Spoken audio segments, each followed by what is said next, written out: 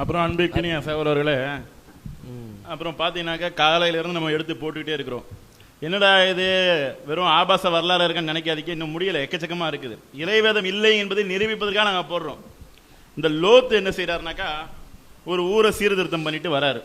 தன் 2 மகளோட வந்து என்ன செய்யறாங்க, சேவாரில் குடியிருக்கிறார். குடியிருந்த உடனே என்ன செய்யறாங்க, அவரோட 2 மகளும் பார்க்குறாங்க. இப்போதைக்கு போனால் கல்யாணம் ஆகிறதுக்கு லேட் ஆகும் போல இருக்குது, அங்கங்கே ரெஸ்ட் எடுத்துகிட்டு போகிறதுக்கு நம்ம அப்பனுக்கு நம்மளே ஊற்றி கொடுத்துரும் அப்படின்னு சொல்லிட்டு எப்படி வார்த்தை எடுத்து வளர்த்துருக்கா பாருங்க. இவரும் தீர்க்கதரிசி இல்லைன்றுவாங்க, இவரையும் தீர்க்கதரிசி இல்லைன்றுவாங்க.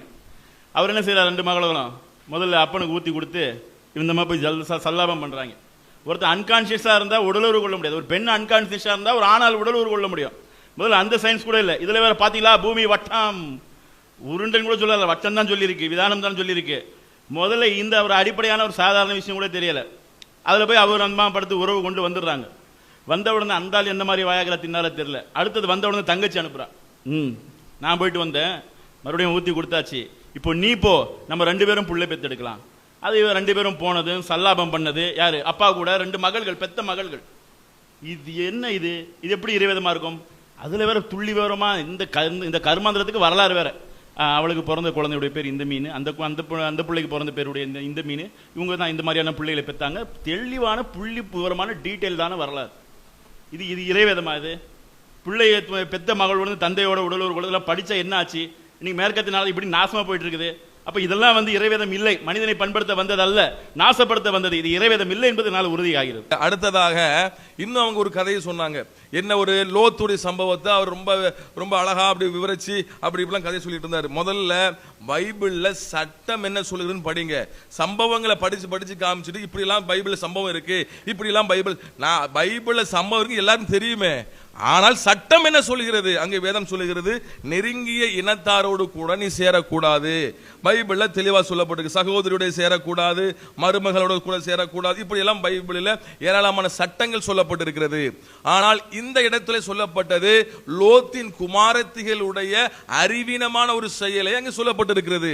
உலக பிரகாரமாக அதுவும் என்ன செஞ்சாங்கன்னா, டெய்லி நடந்திருக்கிற சம்பவம் போல அங்கே சொல்லாதபடிக்கு தங்களுக்கு பிள்ளைகள் வேண்டும் என்கிற நோக்கிலே அவள் அறிவீனமான செய்தியை அங்கே பதிவு செய்யப்பட்டிருக்கிறது. ஏன் பதிவு செய்யப்பட்டிருக்குன்னு கேட்கிறீங்க?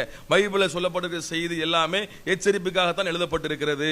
பைபிளில் சொல்லப்பட்டிருக்கிற செய்தி மனிதனுக்கு படிப்பினை இருக்கிறது, இப்படி செய்யக்கூடாது என்றுதான் அது போதிக்கிறதே ஒழிய அங்கே என்ன சொல்லி சட்டத்தை சொல்லி நீங்க சொல்லுங்க, முடிஞ்சா பைபிள் எப்படி சட்டம் சொல்லியிருக்காங்கன்னு சொல்லி சொல்லுங்க, அது என்னங்கிறத நம்ம விவாதித்தா சரியான முறையா இருக்குமே ஒழிய ஒரு சம்பவத்தை மேற்கோள் காண்பித்து இப்படி சம்பவம் நடந்திருக்கிறது நல்லா விளங்கிக்கோங்க, அது கடவுள் செய்ய சொன்னாராங்கிறத கேள்வி.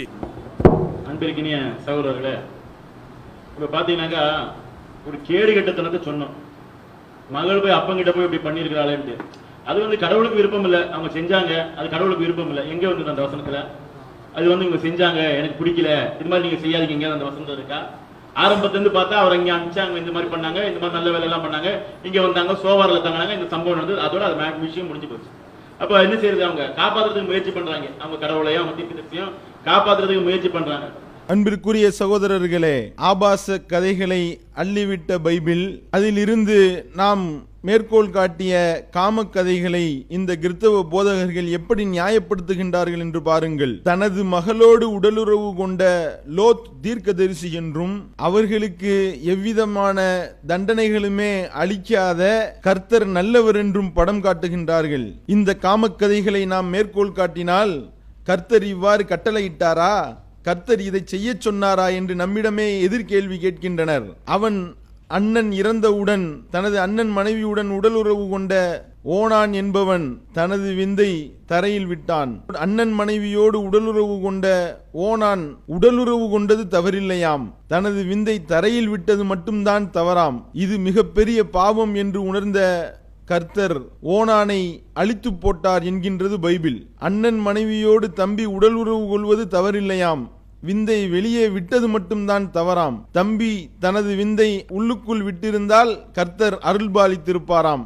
இது ஆபாசம் இல்லையா, அசிங்கம் இல்லையா? பைபிள் போதகர்கள் பதில் சொல்வார்களா?